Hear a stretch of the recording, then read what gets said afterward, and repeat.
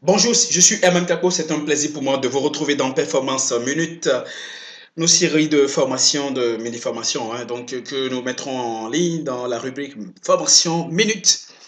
Et aujourd'hui, nous parlons des 5 niveaux de développement entrepreneurial. Donc, l'objectif que nous allons atteindre à la fin de cette formation minute, c'est que vous puissiez savoir où est-ce que vous êtes, donc à quel niveau de développement entrepreneurial vous êtes, pourquoi vous êtes à ce niveau et comment faire pour passer à un niveau supérieur. Donc, je suis Eman Kakpo, je suis auteur coach et entrepreneur. Je suis de HEC Business Technologies. Nous sommes une entreprise dont la vocation est de vous former et de vous coacher pour que vous puissiez développer votre potentiel et continuer d'accélérer votre niveau de performance, que vous soyez un leader, que vous soyez un cadre d'entreprise, un futur cadre d'entreprise ou un futur leader, que vous soyez un chef d'entreprise ou un futur chef d'entreprise. Nous sommes avec vous chaque jour, chaque semaine, avec Information Minute pour vous apporter de l'information, des outils pour pouvoir produire des niveaux supérieurs de résultats. Alors, je parlais la dernière fois avec des entrepreneurs et j'ai présenté ma carte et j'ai mis comme signature auteur, coach et cofondateur, donc HEC.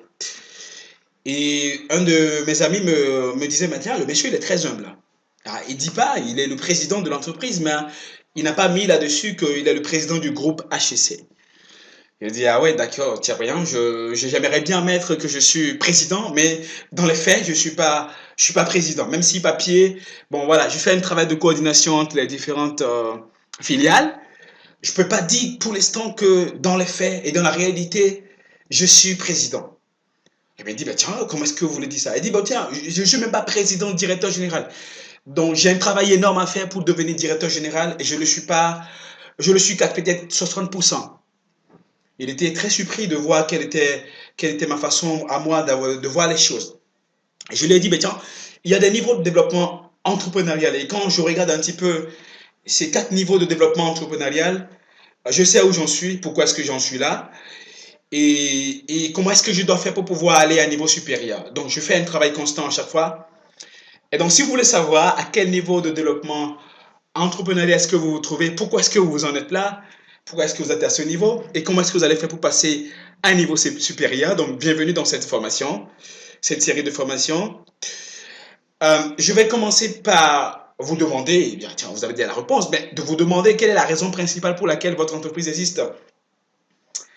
Il y en a qui disent que leur entreprise existe parce qu'ils veulent saisir des opportunités, d'autres veulent créer des emplois, d'autres veulent avoir de quoi subvenir aux besoins de leur famille, s'occuper de leurs enfants, laisser un héritage à leur progéniture. Donc chacun et l'autre, nous avons tous des raisons pour lesquelles nous avons créé notre propre entreprise. Mais il y a une raison fondamentale. Quand on essaie de résumer tout ceci, on peut mettre tout ceci dans le lot de ce qu'on peut appeler nos objectifs de vie et ou de carrière. Et donc notre entreprise existe pour nous permettre d'atteindre nos objectifs de vie et de carrière d'entrepreneur. Puisque nous sommes dans Performance Minute essentiellement dédié aux entrepreneurs ou ceux qui prévoient de créer leur propre entreprise. La question est de savoir est-ce que vous êtes en train de mener la vie dont vous avez rêvé en créant votre entreprise.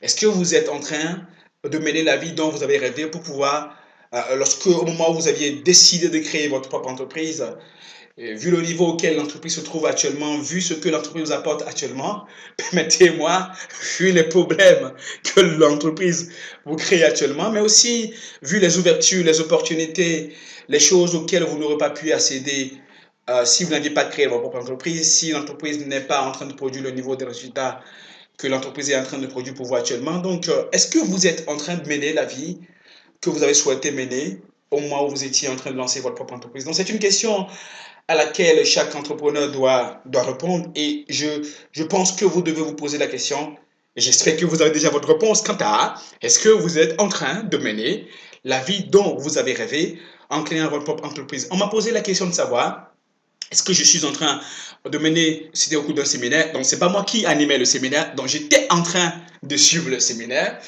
et on m'a demandé est-ce que je suis en train de mener la vie dont j'avais rêvé en créant ma propre entreprise. Et j'ai dit, oh Dieu merci, oui, parce que je rêvais de transformer la vie des gens, de les servir, de les aider, de les aimer, et de gagner énormément de l'argent, ensuite de partager cette richesse pour la gloire de Dieu et d'entrer dans la gloire de Dieu. Et je vois que je fais grandement cette chose-là. Je transforme la vie des gens au quotidien. Je les aime, je les aide, je les sers. Et je gagne de l'argent en le faisant.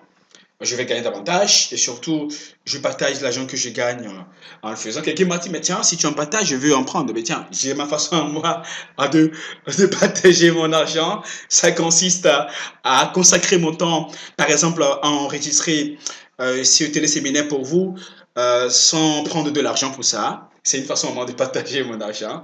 Ah ben tiens. Et je pense qu'en tant qu'entrepreneur, vous avez votre façon à vous. Vous savez pourquoi est-ce que votre entreprise existe. Et vous savez si vous êtes en train de, de faire ce que vous aviez prévu faire. Est-ce que vous êtes en train de mener la vie que vous avez pensé mener en la créant? Et si vous voulez, moi je prouve du bonheur à faire ce que je fais. Je ne suis pas encore là où je veux être, mais je ne suis plus là où j'étais. Étant donné que le succès est dans le progrès et que le bonheur est dans le progrès, un petit peu comme je l'ai exprimé dans mon livre N'attendez pas pour être heureux, donc que vous pouvez trouver dans la boutique HEC. hcbusiness.com, hcbusiness.com. Donc, le bonheur dans le progrès. Et je prends du plaisir à faire ce que je fais. Je prends du plaisir à transformer la vie des gens. C'est une vocation que je me suis donnée et beaucoup de mes collègues HEC, qu'il s'agisse de Marcelin au Togo, Marcelin Gandon au Togo, Narcisse Sonda au Burkina Faso ou encore Jacob Wassi au Bénin, Fiacre et Michel Beau en Côte d'Ivoire ou Mam Kafa par exemple au Sénégal. Donc, c'est un plaisir que nous prenons à faire cela et nous aimons vraiment, vraiment le faire. Alors, il y a une chose importante, c'est que sachant la raison pour laquelle votre entreprise existe, je ne suis pas sûr que vous avez créé votre propre entreprise pour en devenir esclave, pour être fou au moulin. De sorte que si vous n'êtes pas là, l'entreprise ne tourne pas, vous n'arrivez pas à avoir du résultat. Donc, vous n'avez pas créé votre propre entreprise pour cette raison-là. Vous avez créé votre entreprise pour être épanoui, pour être heureux, pour aider, pour aimer peut-être, pour servir d'autres personnes, pour apporter de la valeur ajoutée, pour créer de la richesse, pour avoir de quoi léguer à votre progéniture, à votre société, à votre communauté. Donc, il y a des raisons pour lesquelles vous l'avez fait. Donc, vous n'avez pas décidé d'être esclave de votre entreprise. Et vous n'avez pas décidé d'être esclave de votre entreprise, mais peut-être que vous vous retrouvez actuellement en train d'être esclave de votre entreprise. Et peut-être parce que vous travaillez pas sur votre entreprise, mais vous travaillez dans votre entreprise. Et vous, quand vous n'êtes pas là, vous n'arrivez pas à produire du résultat, vous êtes au four et au moulin, vous êtes tombé dans le piège de ce que Michael Gerber appelle le mythe entrepreneurial, où on pense qu'on est en train de faire des choses extraordinaires, où on voit qu'effectivement la raison fondamentale pour laquelle on a créé sa propre entreprise, les objectifs qu'on voulait atteindre en créant sa propre entreprise, non seulement on n'est pas en train d'atteindre ces objectifs-là, mais on est en train de devenir esclave de son entreprise. Et pourquoi est-ce qu'on est esclave de son entreprise? Donc, comme c'est le titre de cette formation minute le montre, nous sommes là pour parler des niveaux de développement entrepreneurial. En fait, vous êtes esclave de votre entreprise compte tenu du niveau de développement entrepreneurial auquel vous vous trouvez. Je parlais avec un ami, il s'appelle Emmanuel Tony, il est le président de la Chambre de commerce de Rennes. Et nous étions en train de voir quelles étaient nos ambitions en tant qu'entrepreneurs. Et nous, quand on essaye de regarder tout ce qu'il faut faire pour pouvoir être à la hauteur de ces ambitions-là, nous avions constaté qu'il y avait un décalage entre qui nous étions et quelle entreprise nous rêvons de créer. Et nous avons eu l'idée d'ailleurs d'écrire un livre ensemble et que nous allons finir par écrire, que si nous grandissons, notre entreprise va grandir. Donc, le niveau de développement actuel de votre entreprise est essentiellement lié au niveau de développement personnel et entrepreneurial auquel vous vous trouvez vous-même. Et le premier niveau de développement entrepreneurial, c'est le niveau technicien. C'est ce niveau où vous êtes un ingénieur informaticien, administrateur réseau, voilà, des systèmes, comme ils disent, système informatique et réseau.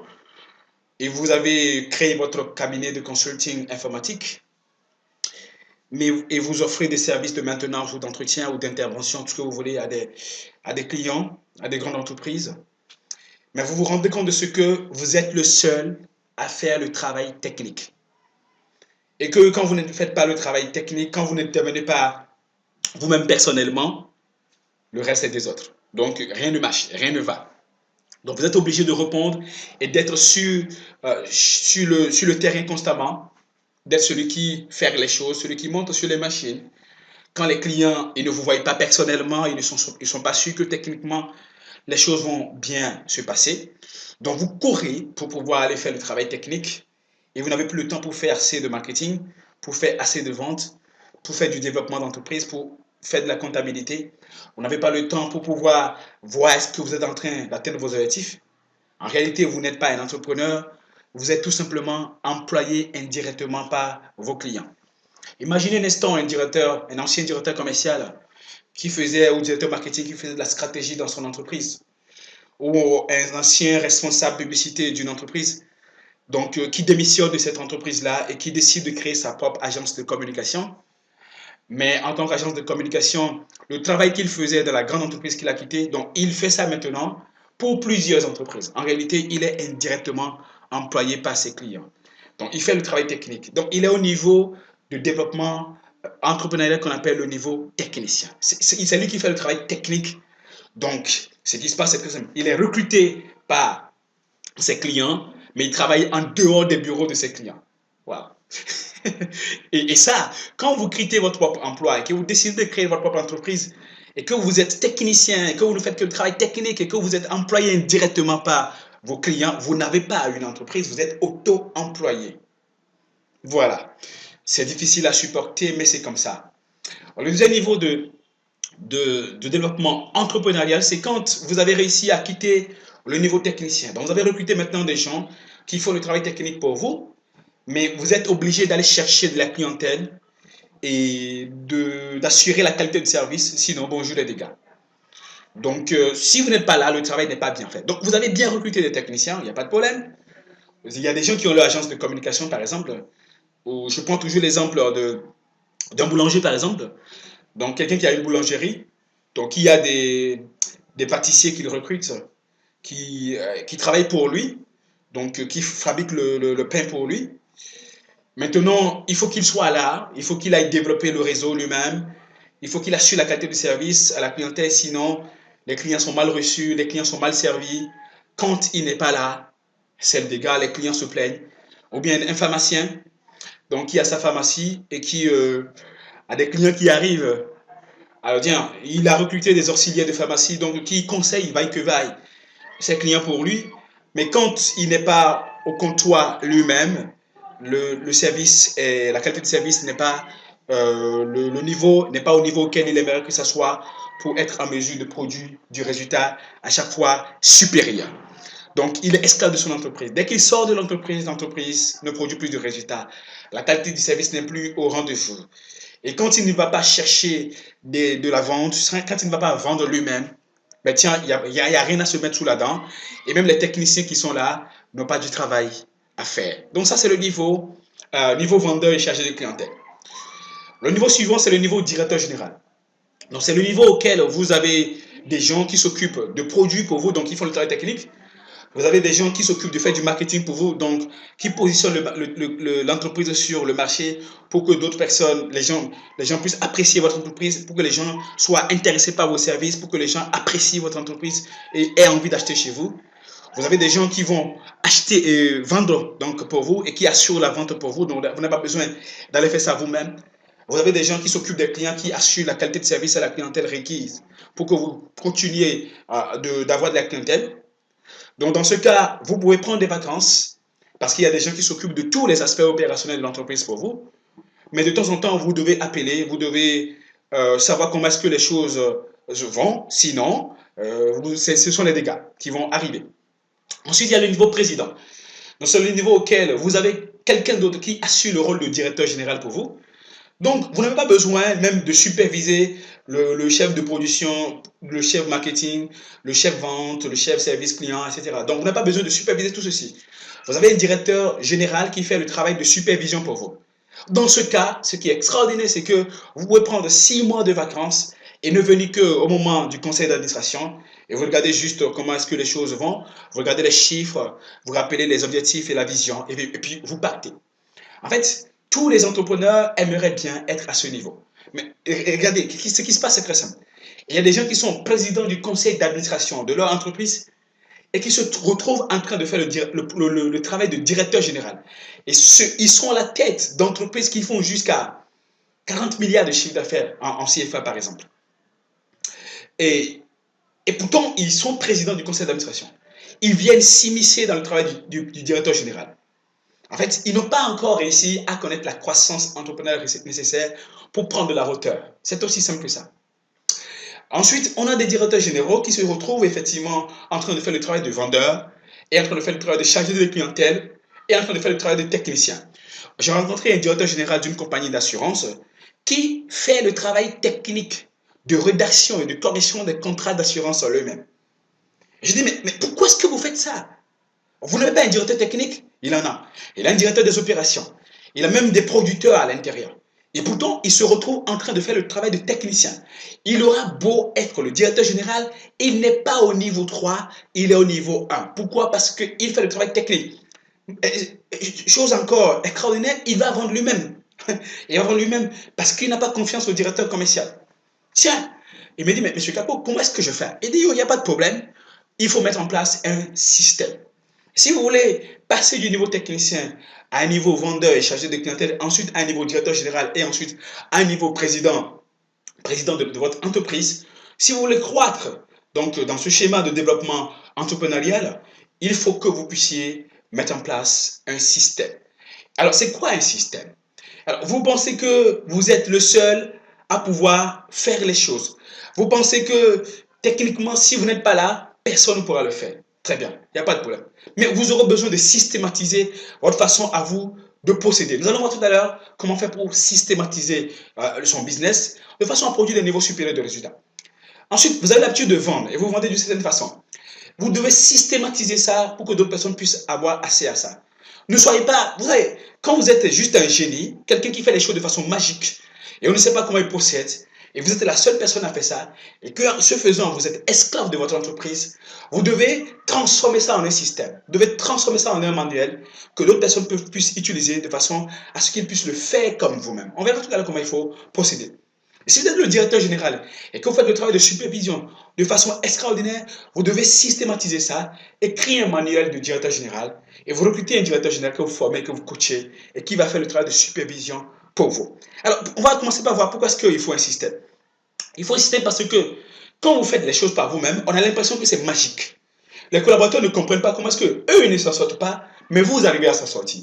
Exemple, moi j'avais l'habitude de, quand je vais vendre, quand je rencontre 10 prospects, je réussis à vendre à au moins 9 parmi eux. Et quand je prends mon téléphone pour prendre des rendez-vous, donc quand j'appelle 10 personnes pour prendre des rendez-vous, j'arrive à prendre des rendez-vous avec 8 personnes. Mais je me rends compte de ce que mes collègues n'arrivaient pas à le faire. Et quand j'emmène quelqu'un en vente, en rendez-vous de vente, et que la personne voit comment est-ce que je procède, la personne dit, mais tiens, j'aimerais bien procéder comme toi, mais tiens, c'est dans ta tête. Je ne sais pas comment est-ce que tu arrives. Tu es un génie. Je dis, non, attends, je ne suis pas un génie. Alors, j'ai dit, okay, je vais transformer ma façon à moi de faire en un système, avec des règles, avec une façon de penser, avec des attitudes précises, avec des croyances, avec des valeurs, avec des stratégies, avec des outils à utiliser, avec des tournures, avec des phrases précises à utiliser, avec un script de vente. Donc, j'ai écrit ce qu'on appelle un manuel du vendeur.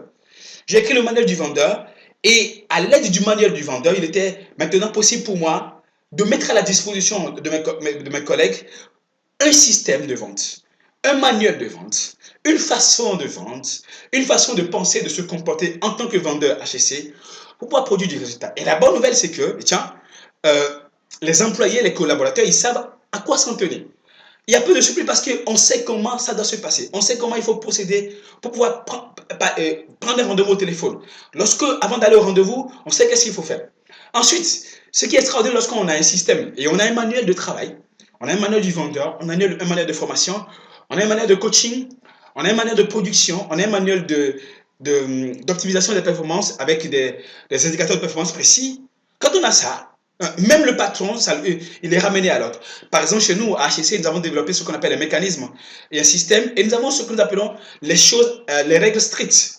Et l'une des règles strictes chez nous, à HEC, c'est que les vendeurs doivent porter des costumes cirés avec des chemises blanches immaculées ou bleu ciel. Et si on doit porter des chemises rayées, ça doit être de petits rayures. Le vendredi, on peut se permettre de porter des tenues traditionnelles parce que nous sommes basés pour l'instant pour nos filiales en Afrique. Mais il y a un moment où, même les lundis, les samedis, les jeudis, je me permettais de porter des jeans, des pantalons kaki avec des chemises africaines de type Woodin et puis d'Aviva là-dessus. Et un jour, j'étais donc allé pour une mission à Lomé, dans la filiale HEC Togo. Et le directeur de filiale m'a dit, mais Eman, j'ai l'impression que tu as oublié une règle stricte. Donc, à partir du moment où il a dit ça, moi qui suis supposé être patron, entre guillemets, il m'a ramené à l'autre. Et c'est comme ça que ça se passe. Quand on a un système, même celui qui est le patron de l'entreprise, entre guillemets, même celui qui se dit être le numéro un, quand il ne respecte pas, il est ramené à l'autre. Ensuite, on offre un service cohérent à la clientèle. Donc, quel que soit le type de client, quand on a un manuel de formation, on a un manuel de vente, on a un manuel de service à la clientèle, on a un manuel de coaching, quel que soit le type de client et quel que soit le type de coach, le coaching se déroule de la même façon, le service à la clientèle se déroule de la même façon, l'information se déroule de la même façon, donc ce n'est plus à la tête du client. Donc, le service est cohérent. Ensuite, en tant que patron, en tant que leader, en tant que chef d'entreprise, quand vous mettez en place un dispositif comme celui-là, vous avez moins besoin d'intervenir.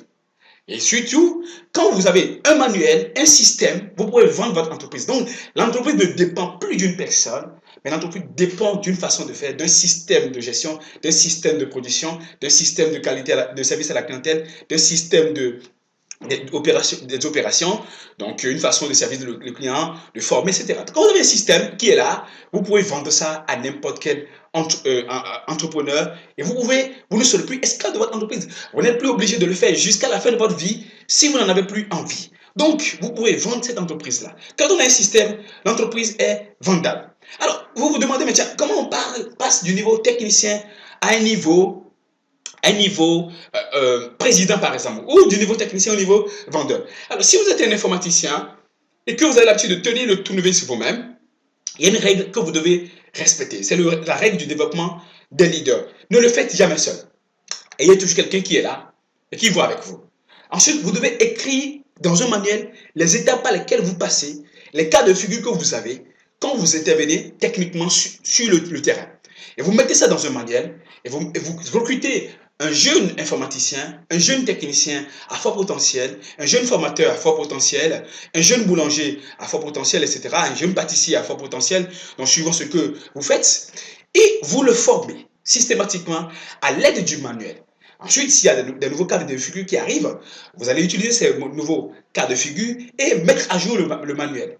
Et vous quittez maintenant le niveau technicien pour passer à un niveau vendeur. Si vous êtes celui qui vend et que d'autres personnes n'arrivent pas à vendre, qu'est-ce que vous allez faire?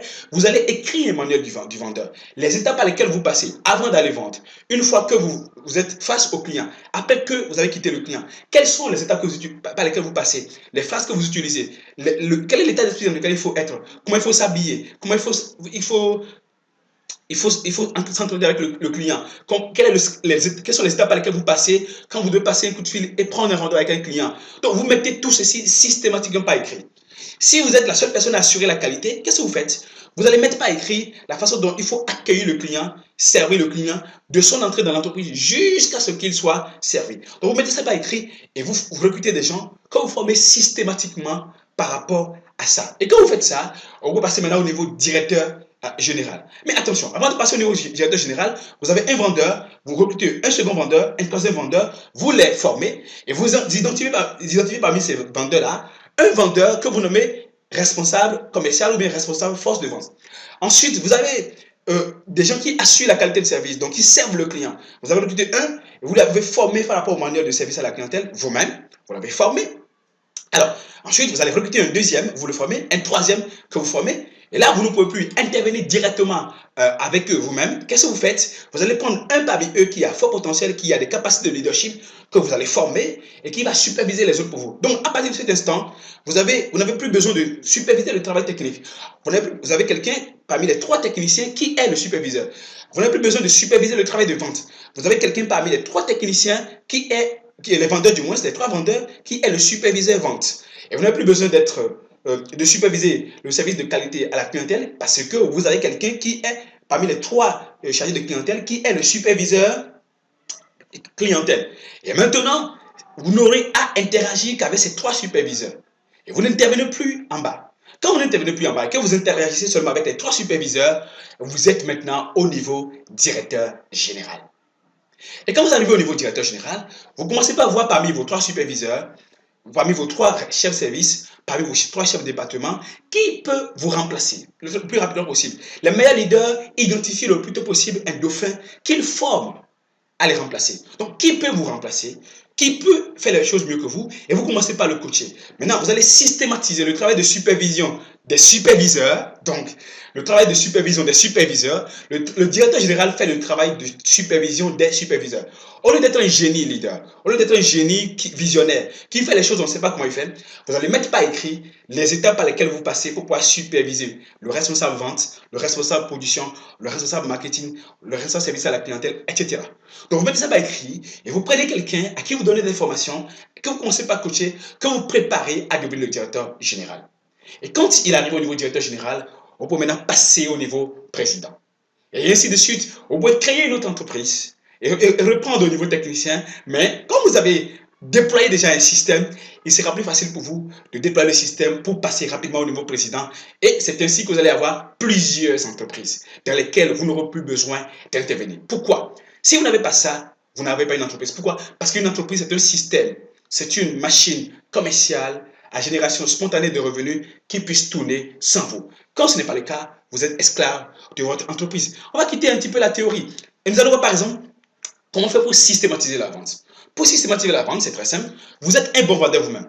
Vous avez des attitudes précises. Vous avez un niveau de croyance et de foi. Vous avez des émotions précises. Vous avez des valeurs que vous respectez, des méthodes que vous utilisez, des stratégies que vous utilisez, des étapes par lesquelles vous passez, une démarche, une technologie, et puis des outils que vous utilisez. Alors, qu'est-ce que vous allez faire? Vous allez peaufiner cela. Vous allez améliorer ça en suivant des formations vous-même. En suivant un coaching, par exemple. Donc, améliorer votre profil personnel et améliorer les outils que vous utilisez en suivant des formations de vente, par exemple. Ensuite, vous allez modéliser ça. C'est-à-dire, vous allez transformer en manuel de vente, par exemple, les façons dont vous pensez d'agir et que les prochains vendeurs que vous allez recruter doivent adopter. Donc, vous avez le manuel. Ensuite, vous passez au niveau recrutement. Vous recrutez quelqu'un qui a la bonne volonté et qui peut, lorsqu'on lui met à disposition la formation et le manuel, le coaching et le manuel, peut alors vendre comme si c'était vous-même. Ensuite, une fois que vous le recrutez, sur la base de l'attitude, sur la base de sa bonne volonté, vous allez maintenant le former et le coacher par le premier vendeur si ce n'est pas vous-même. Donc, le premier vendeur que vous avez eu à recruter. Et ainsi de suite. À chaque fois que vous voulez augmenter votre chiffre d'affaires, du chiffre d'affaires par vendeur, vous allez recruter un autre vendeur et vous le faites passer par le système et on lui remet le manuel, on le forme, on le coach, et ainsi de suite. Et c'est ainsi que vous pouvez utiliser la systématisation de la vente pour pouvoir réussir. Mais ce qui se passe, c'est que la plupart des entrepreneurs ont déjà du mal à vendre eux-mêmes et ils recrutent des vendeurs, il n'y a rien à faire. Les vendeurs ne peuvent pas vendre. Pourquoi? Parce que, vous ne pouvez pas envoyer les gens là où vous n'avez pas été. 2, il n'existe pas un système. La vente n'a pas été systématisée avec des étapes précises, avec une attitude, avec une foi, des émotions, des valeurs, des méthodes pour pouvoir y arriver, des stratégies pour pouvoir y arriver. Quand ce n'est pas systématisé, donc vous ne pouvez pas remettre ça dans la main de quelqu'un. Et quand vous le systématisez, c'est plus facile. Donc, un bon vendeur, vous peaufinez les méthodes de vente et le profil, les stratégies. Vous modélisez cela en transformant ça en un manuel. Vous allez maintenant recruter des gens et vous formez les gens sur cette base-là. Et ainsi de suite. Vous allez recruter une personne, vous l'avez formée. Et ensuite, la personne va former et coacher les prochaines personnes. Et vous allez dupliquer ainsi la performance constamment parce que vous avez réussi à systématiser. Si vous voulez développer votre niveau de leadership entrepreneurial, cela suppose que vous puissiez systématiser. Je vous ai parlé dernièrement des formations minutes. Et vous êtes en train de bénéficier, par exemple, d'un module de formation minute. Et ce module, il est gratuit. Mais dans Performance minute, nous avons prévu des téléséminaires comme celui-ci, jusqu'à 18 téléséminaires. Par exemple, quand il est question de pratiquer l'art de systématiser son business, nous avons prévu 18 téléséminaires que nous mettons à la disposition des entrepreneurs, de ceux qui veulent développer leur entreprise. La plupart des téléséminaires seront gratuits, mais la plupart des plus intéressants et des plus longs seront payants. Donc, vous aurez accès à ça en son temps. Nous avons par exemple un module optimiser la performance. Nous avons jusqu'à 10 téléséminaires. Comment faire pour mettre en place les indicateurs de performance? Comment faire pour pouvoir suivre les collaborateurs, planifier le trimestre, planifier l'année, avoir une vision sur 3 ans, sur 5 ans et piloter la performance au jour le jour, semaine par semaine. Nous avons aussi un autre module qu'on appelle retour aux fondamentaux. Comment transformer mon entreprise. Nous avons 8 téléséminaires prévus pour ça.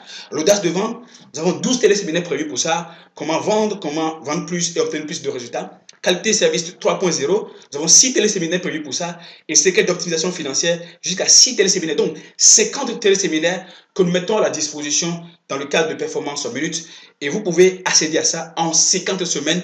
Je reviendrai plus tard avec des détails pour vous. Si vous êtes un entrepreneur qui veut obtenir des niveaux supérieurs de résultats, ben tiens, performance minutes, c'est un ensemble de téléséminaires, jusqu'à 50 téléséminaires que nous mettons à votre disposition pour ces modules qui sont, ces 6 modules qui sont présentés là, pour vous aider à avoir de quoi constamment développer votre leadership entrepreneurial, atteindre les niveaux supérieurs de développement entrepreneurial de façon à pouvoir développer votre entreprise. Et en plus de performance minute, nous avons aussi d'autres types de modules de formation gratuite en vidéo avec des MP3, des podcasts, des téléséminaires, comme vous le voyez, des e-books, des manuels de travail de façon pratique pour pouvoir y arriver. Nous avons transformation minute, donc se former, se transformer pour produire des résultats dans sa vie et dans sa carrière. Donc, c'est pour les gens qui travaillent déjà, qui veulent travailler, qui veulent continuer à se développer personnellement pour pouvoir réussir ce qu'ils ont toujours voulu réussir. Nous avons Performance Minute, donc vous venez de suivre un module gratuit de Performance Minute, comment développer et déployer les systèmes requis pour accélérer la performance. Donc, vous allez voir, les modules que nous avons prévus dans Performance Minute vous permettront d'y arriver. Nous avons aussi Leadership Minute, comment optimiser ses capacités d'influence, produire du résultat avec ses hommes et développer des leaders autour de soi pour pouvoir laisser un héritage extraordinaire, marquer l'histoire et rentrer dans l'histoire, rentrer dans la ligue des grands leaders de tous les temps. Donc, comment est-ce qu'il faut procéder? Nous avons donc des modules qui sont prévus pour ça et vous pouvez y accéder. Les liens pour pouvoir accéder à Transformation Minute sont là, c'est gratuit. Vous avez des vidéos qui sont proposées pour vous. Après, nous allons ajouter des podcasts, des téléséminaires, des manuels, des e-books pour ceux qui vont participer et souscrire à Formation Minute. C'est un plaisir pour moi d'avoir été avec vous. Je vous rappelle que nous avons la formation Transformation Minute, la transformation totale du moins, donc conférence de motivation et de transformation. Donc pour engager les décisions et les actions que vous reportez afin de produire des résultats meilleurs dans votre vie et dans votre carrière. Donc ce sera le 20 septembre à Dakar, le 4 octobre à Abidjan, le 11 octobre à Ouaga, le 18 octobre, bien sûr, à Lomé, à Cotonou du moins, le 25 à Lomé, le 15 novembre à Bamako, le 13 décembre à Douala. Donc, si vous voulez savoir comment faire pour s'inscrire, la formation elle est gratuite. Ça commence à 9 h dans ces différentes villes-là et ça finit à 13 h.